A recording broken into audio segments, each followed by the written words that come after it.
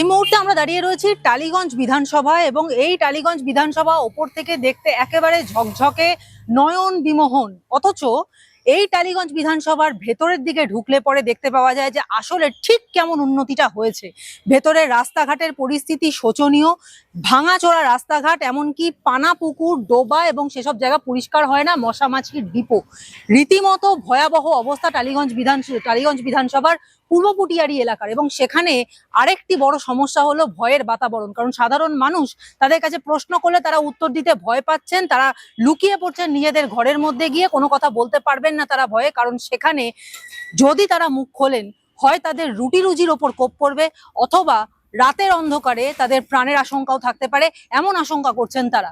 ক্যামেরার বাইরে তারা এমন কথা বলছেন, সুতরাং ক্যামেরার সামনে দাঁড়িয়ে বলার সাহস তারা পাচ্ছেন না। এই মুহূর্তে আমরা রয়েছি টালিগঞ্জ বিধানসভা অঞ্চলে এবং আমরা পেয়ে গেছি এমন কিছু মানুষকে যারা এই অসুবিধের মধ্যেও, এতখানি থ্রেটের মধ্যেও কথা বলতে তৈরি। রাস্তাঘাটে তো হচ্ছে, ড্রেনেজ লাইন হয়েছে। আচ্ছা, কবে হলো? দিন 15 আগে হয়েছে। দিন 15 আগে? 15-20 আগে। সমস্যা কি ছিল এখানে? সমস্যা ড্রেনেজ লাইনটা ছিল না, ড্রেনেজ লাইনটা ছোট ছিল। ছিলই না, ড্রেনেজ লাইনটা ছোট ছিল, সেটাকে বড় করা হয়েছে। তো এটা কতদিন ধরে চলছে এই সমস্যা, মানে এই ড্রেনেজ লাইন না থাকার সমস্যাটা? আমাদের কোনো সমস্যা এই মুহূর্তে ছিল না দিদি। ছিল না? না, ওকে। মানে আমার বাড়ির ছিল না। না না, আপনার বাড়ি না, আপনার পাড়ায় কি সমস্যা? না, পাড়ায় কোনো সমস্যা নেই এই ব্যাপারে। তাহলে এইরকম অবস্থা রাস্তাঘাটে, ড্রেনেজ লাইন 15 দিন এরা করছে, আজ করছে, টাইম লাগছে। ওই দিক দিয়ে শুরু করেছে, ওই দিক দিয়ে করছে, আস্তে আস্তে আসছে এদিকে। আপনাদের এই এরিয়া তো বোধহয় টালিগঞ্জ বিধানসভার মধ্যে পড়ছে। তো এই রাস্তাঘাটের আসার সময় দেখলাম এত খারাপ অবস্থা, বর্ষাকালে তো অবস্থা নিশ্চয়ই আরো খারাপ হয়ে যায়। না, বর্ষাকালে রাস্তা সিমেন্ট হয়ে গেলে আর কিছু হবে না। কিন্তু এই রকম অবস্থা কেন এখন রাস্তা? এ তো যে কোনো বাচ্চা কাচ্চা চলতে গেলে তো পড়ে গিয়ে হাত পা কাটবে। সেটা তো বলতে পারবো না। আর এখানে আপনাদের পেছনে একটা দেখছি পানা পুকুর, সেগুলো পরিষ্কার করা হয় না, পানা পরিষ্কার করা হয় না। আপনি নিজে তাহলে নিজের চোখে দেখেছেন, তাহলে আপনি বলুন। আমি ধরলাম সিপিএম কিছু করেনি একদম, কিন্তু বামফ্রন্ট চলে যাওয়ার পরে যে মমতা ব্যানার্জি এলো 2011, আজকে 3টে টার্ম উনি জিতলেন। উনি কোনদিন কথা বলে দিচ্ছে আমি এটা দিচ্ছি, ওইটা দিচ্ছি, সেটা দিচ্ছি। তাহলে কি রাস্তাঘাটে ববি হাকিম এত চেল্লে বেড়ে বলে যে তাহলে কি উন্নতিটা করলো? আমাদের তো বৃষ্টি হলে কুদঘাটে ওদিকে জল জমে যায়, রাস্তায় মশা জমে থাকে, সেটা সেই সময় আমরা কি পাই? ডেঙ্গুর মশা নিয়ে ঘুরে বেড়াই।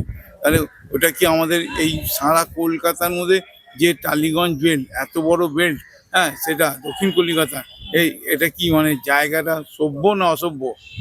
তাহলে টালিগঞ্জ এরিয়াতে যে মানে কুদঘাট অঞ্চলে ওখানে একটা বিরাট বড় খাল রয়েছে, হ্যাঁ, তো সেই খালটার কি সংস্কার হয়? ওটা কোনো কিছু হয় না, ওটা কোনো পরিষ্কার হয় না। খালটা আপনি নিজে দেখেছেন তো, খাল দিয়ে একটা বড় পাইপ লাইন করা আছে। ওটা বলেছিল আজ থেকে 5 বছর আগে, এইটা আমাদের যত টালিগঞ্জের ড্রেনিং জল আছে, হ্যাঁ, সেইগুলো ওখান দিয়ে পাস হবে আর গঙ্গা জলটা ফিল্টারিং হবে। সেই ফিল্টার মেশিনটা কোথায়? এখনো মেসির হাতে পাঠিয়েছে অরূপ, না মেসিকে দিয়ে আনাবে বলে? অ্যাকচুয়ালি উন্নয়ন হয়েছে, হয়নি তা নয়। রাস্তায় যেটা মসৃণ ছিল সেটা এখন গর্ত হয়ে গেছে। এবং আপনি জানেনও হয়তো আমাদের 114-113 এই কানেকশনের জায়গাতে রাস্তার মধ্যে একটি স্কুলের বাচ্চার মাথার উপর দিয়ে বুলডোজার পর্যন্ত চলে গেছিল, কারণ অব্যবস্থার দরুন। এবং এছাড়াও ওইখানে রাত্রিবেলায় অ্যাম্বুলেন্সে পেশেন্ট আনতে আনতে গলির ভেতর থেকে সেখানেই অলরেডি এক্সপায়ার হয়ে যায়। এছাড়া আতঙ্কের পরিবেশ তো চূড়ান্ত রকম আছে। এতটাই উন্নতি হয়েছে, উন্নয়ন হয়েছে যে আমরা কখনো মেসি চুরি হয়ে যায়, কখনো আমাদের এখানে 3 বাতিগুলো ল্যাম্পপোস্টগুলো ছিল, এখন সেগুলো দেখতে পাই না। একটা কোম্পানি থেকে এসেছিল। তারপরে সাদা আর নীলের একটা ফ্যাক্টরি আছে, সেই দুটো রঙই এখানে চারদিকে হয়। এটিগুলোই উন্নয়ন আছে আমাদের টালিগঞ্জে। টালিগঞ্জ বলতে আমরা যা বুঝি ঝকঝকে রাস্তা, চকচকে বিল্ডিং, সেই রকম কোনো কিছু কিন্তু টালিগঞ্জের যে ভেতরকার জায়গা, যেসব মানে যে জায়গাটা আজকে ঘুরে আসলাম সেখানে দেখতে পেলাম না। রাস্তায় একটু হোঁচট খেয়ে পড়লে হাত মুখ ফেটে যাওয়ার সম্ভাবনা। এবং একদমই সঠিক ব্যাপার। এবং টালিগঞ্জ বলতে আগে ছিল একটা বর্ধিষ্ণু এরিয়া। এই এরিয়াতে শিক্ষিত মানুষ এবং প্রচুর গুণীজনের জন্ম, এবং এখানে আমাদের ফিল্ম ইন্ডাস্ট্রি রয়েছে এবং বহু গুণী মানুষ এখানে বসবাস করতেন। কিন্তু বর্তমানে আতঙ্কের যে পরিবেশ, আপনি শুধুমাত্র বলো টালিগঞ্জের বুক দিয়ে আদি গঙ্গা বয়ে গেছে, যেটাকে ওরা এখনকার বর্তমানে অনেকে বলে টালি নালা, কিন্তু ওটা নালা না, ওটা আদি গঙ্গা। সেই আদি গঙ্গার পরিস্থিতি আপনারা যদি দেখেন, মশার আড়তখানা, মানে নোংরা এমন সিচুয়েশন রয়েছে যার জন্য অলরেডি ফান্ড এসেছিল, আমাদের কাছে খবর আছে 600 বা 620 কোটি সামথিং কিছু একটা এসেছিল। প্রতি বছরই মানে কলকাতা কর্পোরেশনের যে বাজেট হয় তাতে টালি নালার জন্য একটা বড় অঙ্কের টাকা বরাদ্দ করা হয়, কিন্তু সেটা কি খরচ হয়? না, সেটা তো আপনি উন্নয়ন দেখতেই পাচ্ছেন, এখনো পলি কাদা নোংরা মশা মাছি এই পড়ে রয়েছে, কোনো উন্নয়নের বালাই নেই। যেরকম ইচ্ছাভাবে কাজ চলছে, তার কোনো টাকার হিসাবও নেই। আপনি এখানে অডিট পাবলিকের কাছে যারা সৎ হবে তারা অডিট শো করে দিতে পারবে, কিন্তু কোনো কিছু আপনি পাবেন না এখানে। তাহলে 15 বছরে ঠিক কি উন্নতিটা হলো? কারণ এই যে বলছেন উন্নয়নের ধারা অব্যাহত রাখতে জোড়া ফুলের ছাপ দিন, 15 বছরে ঠিক কি উন্নতি হয়েছে তাহলে? উন্নতি একটাই হয়েছে, পরিবারের উন্নতি হয়েছে, কিছু কিছু নেতা মন্ত্রীর এবং তাদের ছোট ছোট দুষ্টু ভাই বোন যারা আছেন তাদেরগুলো উন্নতি হয়েছে। কেউ বিল্ডার কনস্ট্রাকশন করে নিয়েছে, কেউ নিজের ফ্যাক্টরি বানিয়ে নিয়েছে, কেউ 10 জায়গায় অপার মতন 50 কোটি টাকা জমা দিয়ে রেখেছে। এরকম এইসবই উন্নয়ন দেখতে পাবেন এখানে। 15 বছর হলো, উনি তো 4 বারের বিধায়ক, তার মানে 2006 থেকে তো 2026-এ উনি 20 বছর ধরে আছেন। 20 বছরে তো উনি কিছু করেননি। এখন তো আপনি 114-র কথা বলছেন, রেনিয়ার দিকে উনি গেছিলেন, লোকরা বাড়ির থেকে বেরিয়ে তাড়া করেছে, তাড়া করে বলেছে অত বছর কোথায় ছিলেন, না আছে রাস্তা, না আছে খাওয়ার জল, না আছে ড্রেনেজ সিস্টেম। কেন কি আপনি যদি যে 112, 13, 14 তিনটে ওয়ার্ডের মধ্যেই যদি আপনি দেখেন, বৃষ্টির টাইমে শুধু আপনি যদি চলে যান, ওই টাইমের মধ্যে আপনি ওই রাস্তায় কোমর অবধি জল দেখতে পারবেন। যাদের দোকান আছে ওখানে নিচে, আর যাদের যদি বাড়ি আছে, ঘর আছে, রান্নাঘরগুলো আছে, সব রান্নাঘরের ভিতরে, দোকানের ভিতরে জল ঢুকে যায়।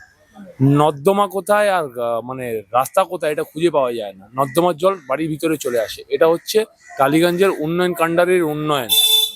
তারপরে যদি আপনি বলেন, এনারা টালিগঞ্জের মধ্যে কয়েক হাজার ওয়াটার বডিজ ছিল, 7,000-এর কাছাকাছি ছিল, এখন এসে দাঁড়িয়েছে 2,000 না 2,500 ওয়াটার বডিজ এসে দাঁড়িয়েছে। সো ওয়াটার বডিজগুলো গেল কোথায়? সব ওয়াটার বডিজগুলোকে ভূমাফিয়াগুলো খেয়ে ফেলেছে। আর কিছু কিছু পুকুরগুলোকে ওরা সংস্করণের নামে কি করেছে, ওই পুকুরের চারিদিকে পুকুরটাকে কেটে আরো ছোট করে দিয়ে কিছু গুমতির মতন দোকান করেছে। সেই দোকানগুলো কাদের দিয়েছে? তৃণমূলের যে তোলাবাজ ক্যাডারগুলো আছে, সেই ক্যাডারগুলোকে ওই দোকানগুলো অ্যালট করেছে। এরা কি করেছে, যে পুকুরগুলো ওয়াটার বডিজ যেটা মানুষের জন্য সবথেকে কাজের জিনিস, সেই পুকুরগুলোকে এনারা খেয়ে নিয়েছে।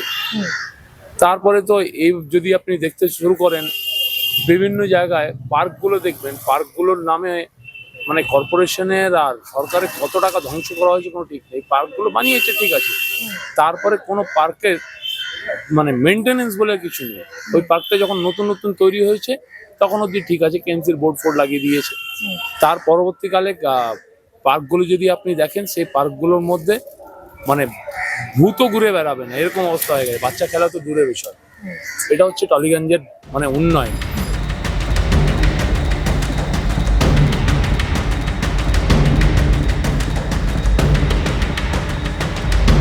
আমরা যা ঘুরে দেখলাম, যে শোচনীয় পরিস্থিতি হয়েছে, যাতে 15 বছরে ঠিক কতটা উন্নতি হয়েছে তা নিয়ে কিন্তু প্রশ্নচিহ্ন থেকে যাচ্ছে।